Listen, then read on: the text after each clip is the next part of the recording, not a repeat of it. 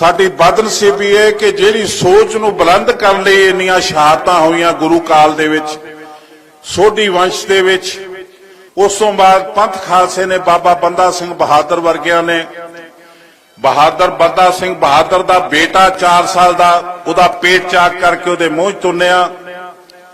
किथे 700 बाबा बंदा सिंह दे बहादुर दे नाल उहदे जवान उन्हां दे गाटे लथे, बीबियां ने पीसने पीसे, पर साडे बेशर्म लीडरां नूं अकल नहीं आई। असीं अज उह सरमाया गवा चुके हां।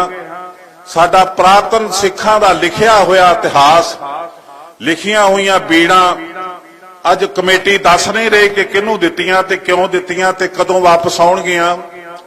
जदों सरकार लै गई दिल्ली दी सरकार ने वापस भेज दित्तियां। हुण 2008 तो लैके हाई कोर्ट पुछ रहा, सिख पुछ रहे ने, असीं पुछ रहे हैं, पर कोई प्रधान मूंह नहीं खोलदा, कोई सकत्तर नहीं जवाब दे रहा।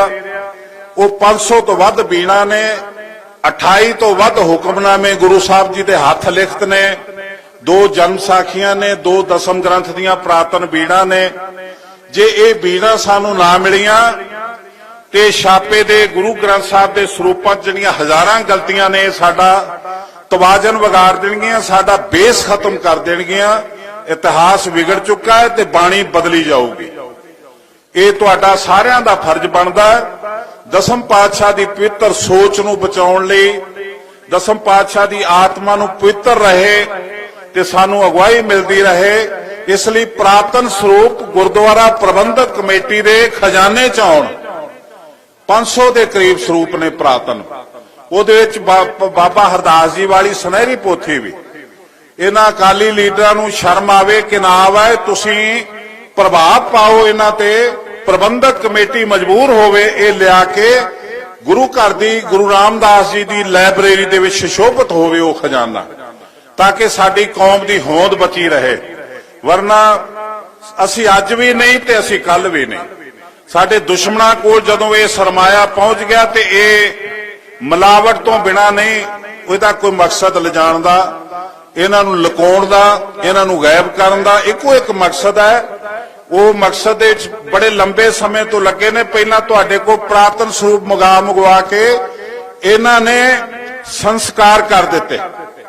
आखे जी ये पुराने हो चुके ने, तो पुराने स्वरूपां नूं जिन्ने भी मिले इन्हां ने संस्कार कर दिते ने। हुण जिहड़ा पुराना खजाना सी साडे कोल प्रबंधक कमेटी नूं वापस मिलिया दिल्ली तो, वो अज नहीं लभदा पिया। ये हाई कोर्ट भी पुछ रहा, असीं भी पुछ रहे हां। ये गुरु नानक दी सोच नूं बचाईए रल मिल के। 10 पातशाहियां ने जिहड़ियां शहादतां दित्तियां, पुत्रां दे दान दिते। गुरु अर्जन देव जी तो लैके 8 शहादतां छोटी वंश विच होईयां, गुरु गोबिंद सिंह जी महाराज दे परिवार विच होईयां।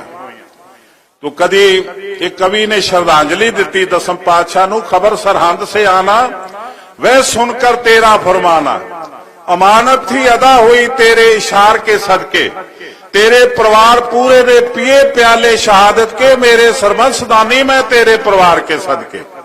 अगर बख्शे कर्म तेरा ना बख्शे शिकायत क्या, तेरे इकरार के सदके, तेरे इनकार के सदके।